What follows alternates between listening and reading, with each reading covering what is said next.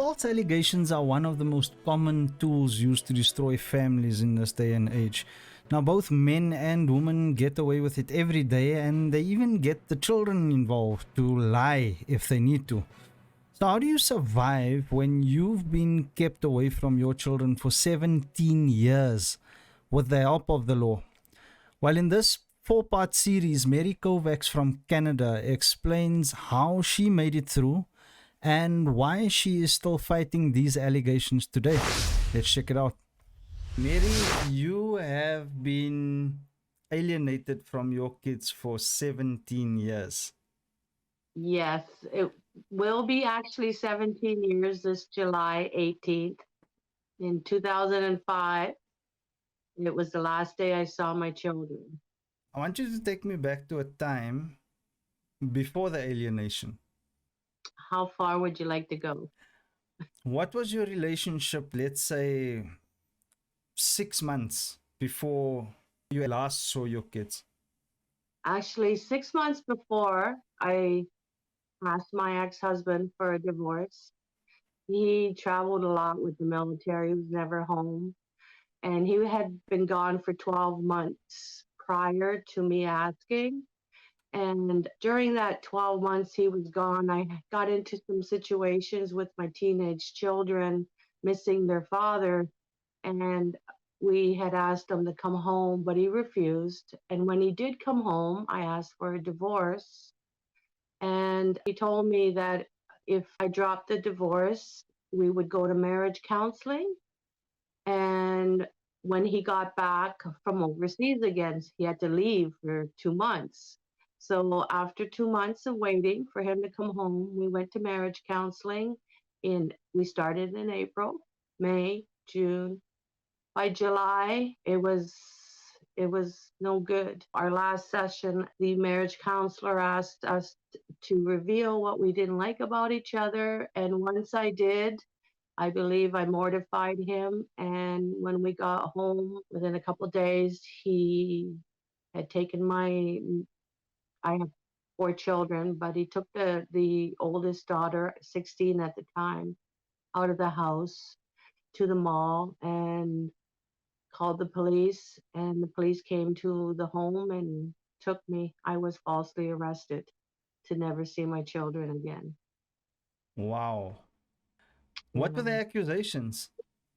He told the police that I uttered a death threat and he had to take the children out of the house because he feared their lives and called from the mall. And And obviously, the police investigated. not really. Well, how do They, you investigate something like that as well? well, that's just it. And when they took me and read me the charges or the accusation, two of my children out of the three were at the home. One of my children passed away, so at this time I only had three. So when Sorry the to hear police that. asked who the children, thank you. When the police asked who the children were, as they were trying to put handcuffs on me, I told them that they were my children. And I had two wrist braces on because I had just had a severe car accident in January of that year. So I had a back brace, neck brace. I was in a wheelchair. I was really, really injured from this accident. So the police wouldn't let me take my wheelchair, my cane. They wouldn't let me take anything and drag me into not dragged Wow. me, but literally escorted me to the police car saying, be grateful we're taking you to the cell and not the morgue. Because that night I came 20 feet from having a butcher knife put through me by my ex. So your life was at risk. You were almost murdered, and this whole thing Yes, was swung around, and you were arrested. yes. What happened And he after used, that? I went to prison. I had to get my family to come bail me out, wait for a trial. I was sentenced to the Salvation Army with young teenage children because the cells were too decrepit where I was living. So the Salvation Army took me in for a week to do my sentencing.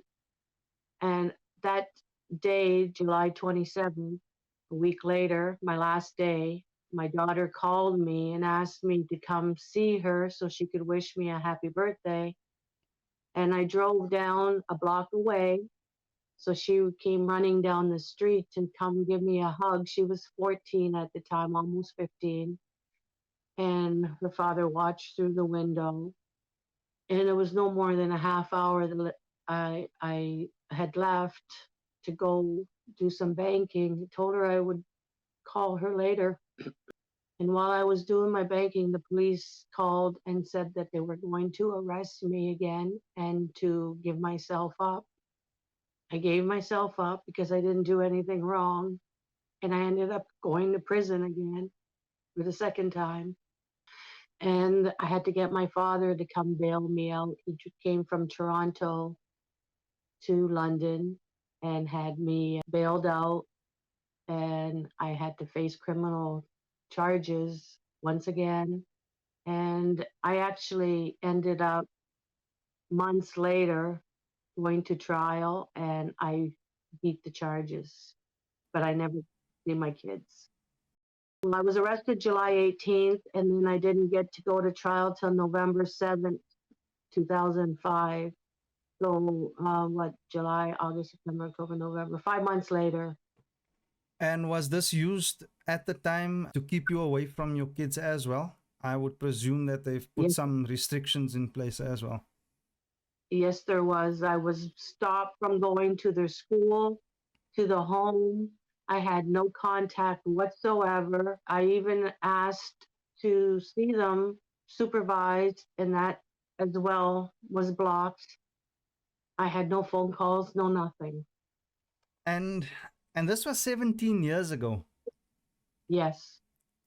See, what's strange is that, and I mean, you've become an activist since, so the same question probably lingers in your mind. If this happened to you 17 years ago, and we know that it's been happening for decades before that, why is it still happening today? That's what I told the judge, that my ex-husband was alienated when he was 9 months old. And that was in 1960. We were both born in 1959.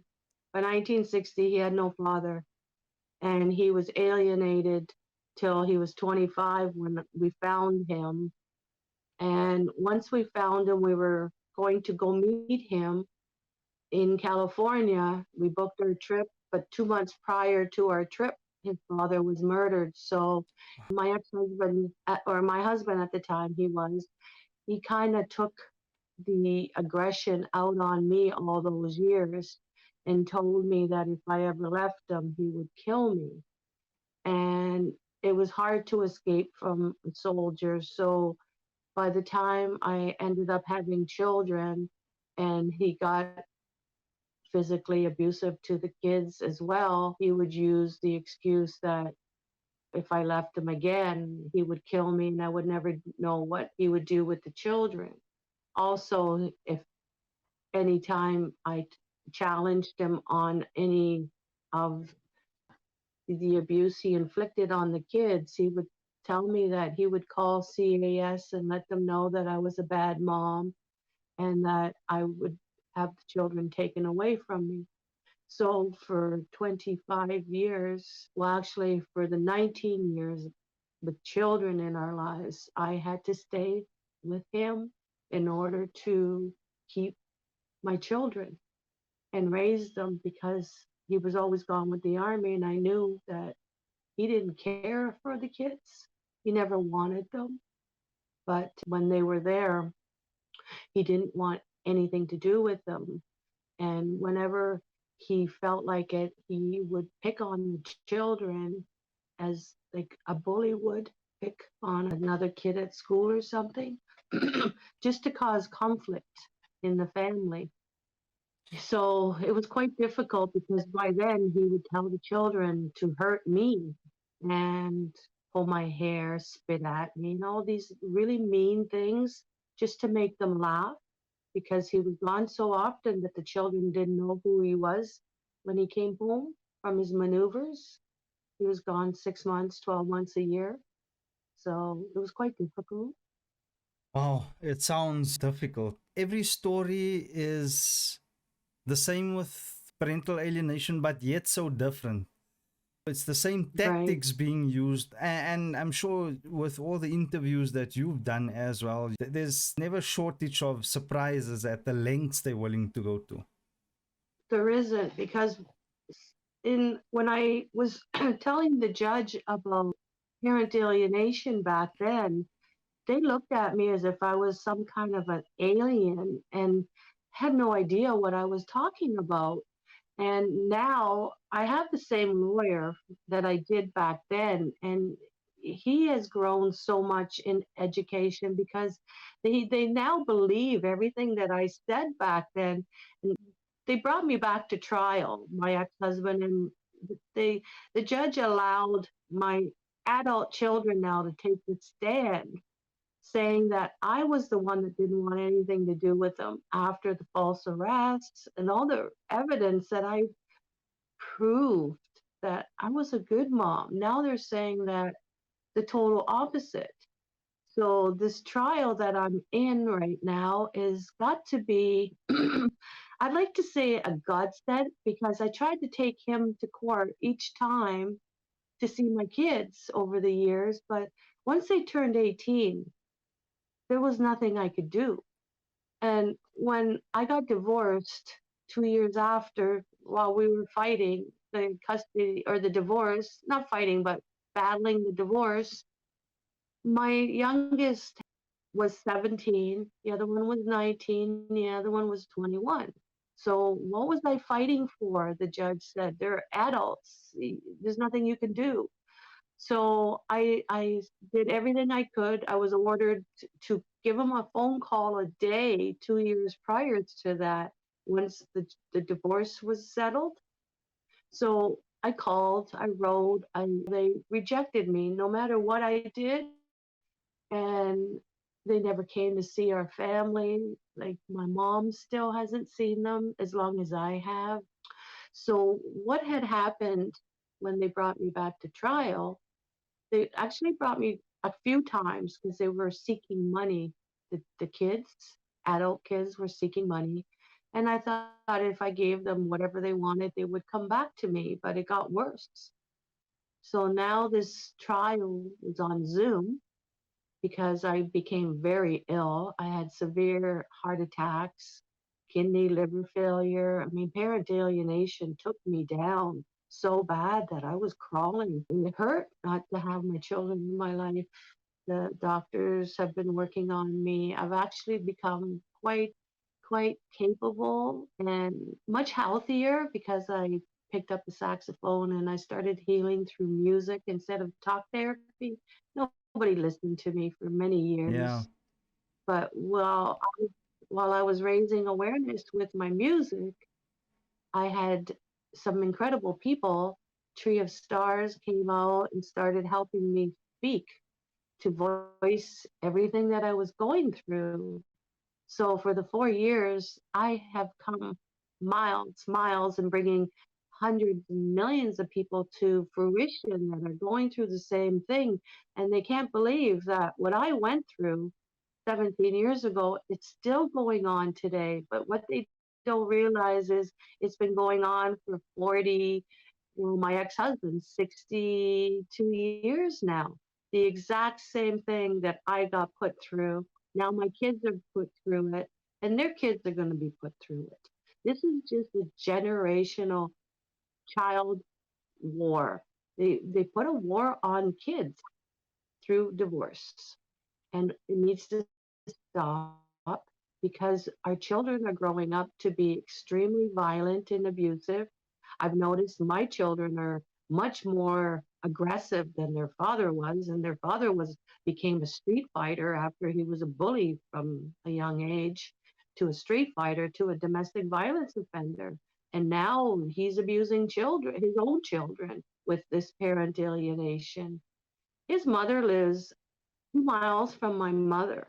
his mother got to have the kids every single day because he couldn't take care of them while I was held against them. His mother wouldn't bring them because she alienated her own son. So alienation and alienators go together Right. for life. So, I mean, not only have you learned through your experiences, but as you mentioned as well that you became exposed to this thing more, and you actually have you host the show. Am I right? Yes, I host Real Talk on parental alienation and narcissistic abuse on the Andy Martin Show each Sunday night at 8 p.m. Eastern. And we bring on a lot of alienated parents, moms, dads, grandparents. We bring on special guests that doctors, lawyers. We bring in anybody that supports us parents to help us end parent alienation. And it's incredible what the Andy Martin Show has done since I've been on last July 26th, just before my birthday. It kind of was an inspirational moment because I was had falsely arrested on my birthday. So this kind of opened up doors to share my story so that parents don't get false accusations and never get to see their kids again. So Andy Martins has been a great tool in this world, and we have gone worldwide. We are now in Africa, which is great, but we have Congress from the United States come out. We have domestic violence ambassadors. It's incredible, and we even have children, alienated children, that come out and join their parents. I'm working on more reunification stories. We want fairy tale stories now, happy endings, instead of all these parents that are dying from suicides, murder suicides, children. They're killing their own children so that the other parent doesn't get to see that child anymore. I mean, it's getting so out of control. And these young children, well, teenagers, are ending up going to school, doing school shootings. They end up in prison. So it's not just in our heads, it's out there. Our jails are full of criminals because they were unloved. They were taught how to hate. They were stripped from a parent. They were stripped from their siblings, their grandparents. It's just so sad what alienated children are going through. They're suffering and they don't know why. It's difficult for people looking in from the outside to understand why a child would reject a parent. Children don't even reject physically abusive parents, as we've seen even with the Johnny Depp trial. In the next episode, however, Mary shares her challenges with reuniting alienated parents and their children. We also look into why it may be in the government's best interest to have this abuse continue since they're not doing enough to prevent it. So check out this next video over here. See you in the next one.